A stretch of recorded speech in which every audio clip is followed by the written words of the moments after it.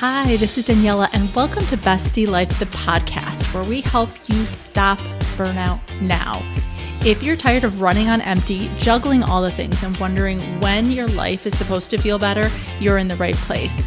This show is your go-to space for real talk and practical strategies to help you protect your energy, create balance, and actually enjoy the life you're working so hard for. You'll get a mix of solo episodes and honest conversations with guests. My goal is to help you feel less alone, more empowered, and way more in control of your time and energy and well-being. So let's get into it. Hi, this is Daniela with Bestie Life, the podcast. And today I'm excited to talk about balance and how it's not necessarily found, but it's built. Okay. A lot of times you might hear people say, just find your balance, find some work-life balance. And I probably at some point in time said that as well myself. Like balance was something you just stumbled upon when you finally got your life together, that it was out there waiting for you. But after 20 years of not only working on my own personal development, but as a social worker, as a trainer, working with busy professionals, working with parents, and working with people, high-achieving leaders who are trying to do it all, I learned something very different. Balance isn't necessarily found, it's built. And today I want to talk about not only how that can look for you, but how to actually build it in your real life with real responsibilities, real time limits, and what that can look like for you. So grab some paper and something to write with, grab your favorite bevy, and let's dive in. So, like I said, let's start with the fact that balance isn't hiding somewhere waiting for you to discover it. It's not about hitting the perfect routine or being endlessly organized. That idea sets people up for disappointment and for failure because it makes balance feel like something out there that everybody else has except for you. And so I want you to start thinking about balance is something that you can create on your own and build for yourself.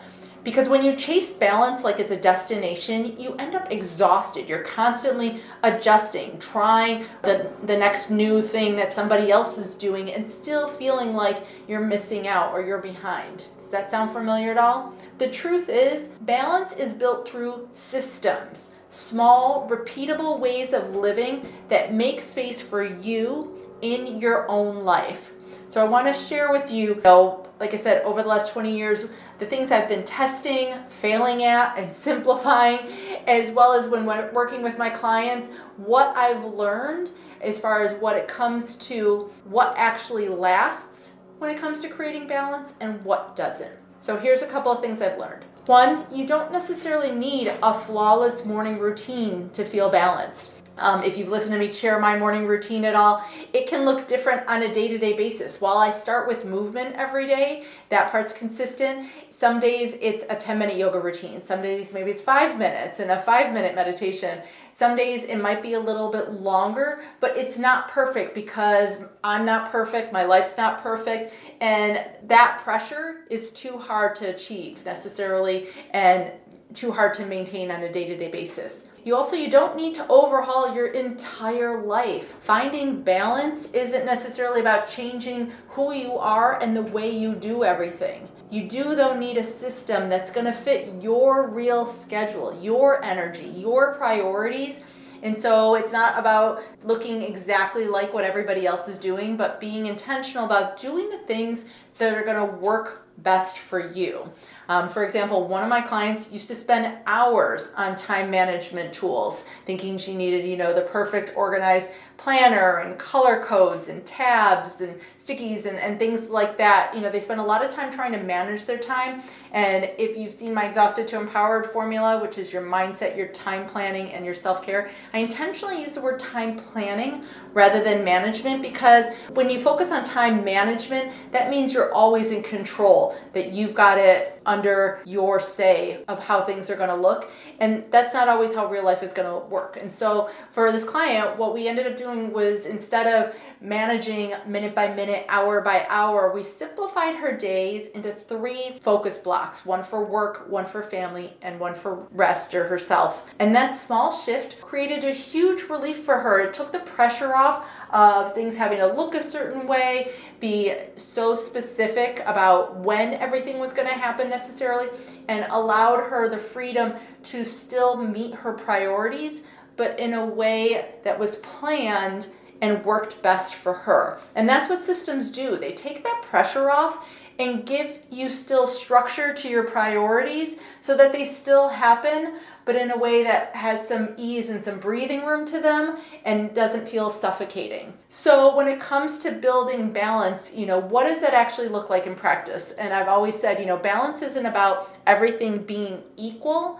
Balance is about how you adapt, how you pivot, how you have resilience, and how your boundaries are. And so here are a couple of things, to help you if you're listening to this episode and recognizing, balance is something you can create, you can build, you want to start achieving it. Here's some things to take into account then when you're looking at your day and your life. First of all, you need to define what matters most, because if everything is a priority, nothing is. And so you really need to start focusing on your priorities.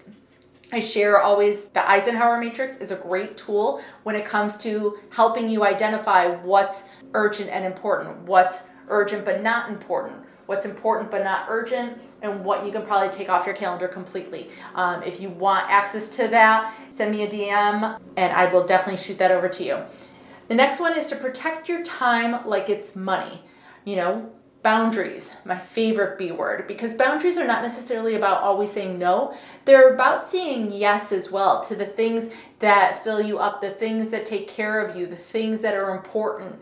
And so just like you're very cautious potentially when it comes to your spending, where your money goes, treat your time the same way. Next, build in micro moments of recovery. Micro moments of self-care is way more attainable than trying to plan to always grand like spa weekends and massages and girls getaways and all those things, which I love. But micro moments are sustainable and doable on a day-to-day basis. And by having those small resets built into your day throughout your day is how you maintain that recharge, that calm throughout your entire day. And then lastly, review and adjust. Systems are fluid, living things just like you. You need to find out what's working, what's not working. Some weeks might look a little bit different than the next, and you have to have, again, that grace to be human, to have a human life that might not be perfect, that might need to look different on a day-to-day, week-to-week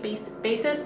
And so take that time to review and adjust your systems if they're not working for you, if you find you're continually out of alignment, out of balance, and that's not working for you. And if you want some help recognizing that, taking the bigger picture of what you have going on, please grab one of my free coaching calls. I love being able to get on a call, connect with you, help you see what's going on, what you're nailing and doing great at, and then where we can start to put some tweaks in and help you find that work-life balance, help you find that lifestyle that you're looking for. Now, and when I talk about these things, these steps, they might sound simple, and you might be thinking, how are they going to have a big impact?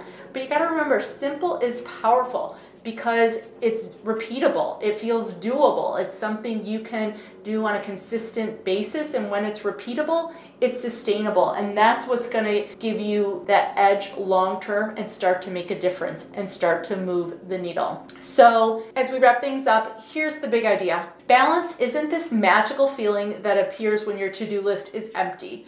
It's something that you build through small systems that are going to make room for you in your day, in addition to your priorities, the things you need to do for work, the things you might need to do for your family, as well as you in all of that mix. So you can stop trying to find balance like it's some lost treasure out there and start building it one decision, one boundary, one system at a time. And that's what I teach in the Exhausted Power Formula. Real systems for a balanced life that actually lasts through not just your time planning, but your mindset and those micro moments of self-care throughout every single day. If this resonates with you, then I would strongly urge you to grab a copy of my book, Balance Breakthrough. I've put everything I've learned in there and simplified it into an actionable roadmap that you can actually follow to start implementing these systems and creating these systems for yourself in these different areas, because you deserve to live every single day like you mean it. So thank you so much for joining me today. Let me know in the comments if you have any questions, and I can't wait to talk to you soon. Thanks so much for hanging out with me today. I hope you got something out of this episode that really made you feel seen, supported, or just a little bit more grounded. If you have any questions or thoughts, I'd love to hear from you. And if you're up for it, please leave me a 5-star review. That will help more people find the show and join this community. I'll leave you with 2 of my favorite quotes. Alone we may be strong, but together we're stronger. And when we support each other, incredible things happen. So let's keep showing up for ourselves and each other, and maybe even have some fun while we're at it. I'll talk to you soon.